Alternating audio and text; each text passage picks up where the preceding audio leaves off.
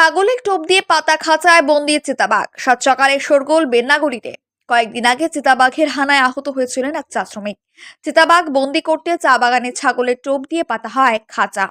সেই খাঁচায় বন্দি হলো চিতাবাঘ। শনিবার সকালে ঘটনাটি ঘটেছে বানারহাট ব্লকের বেন্নাগুড়ি চা বাগানে। এদিন বাগানে কাজ করতে গিয়ে শ্রমিকদের বিষয়টি নজরে পড়ে। 7 ও 8 ও বাম্বুবাড়ি সেকশনের মাঝে খাঁচাবন্দি হয় চিতাবাঘটি। এরপর চা বাগান কর্তৃপক্ষের তরফে খবর দেওয়া হয় বেন্নাগুড়ি বন্যপ্রাণ শাখায়। খবর পেয়ে ঘটনাস্থলে আসেন বেন্নাগুড়ি শাখার কর্মীরা।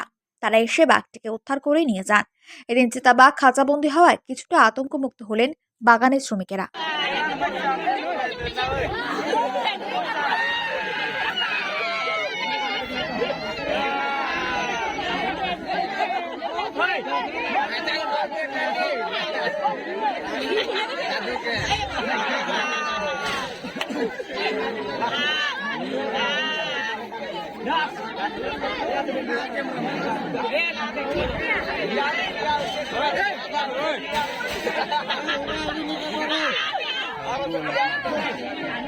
Hey!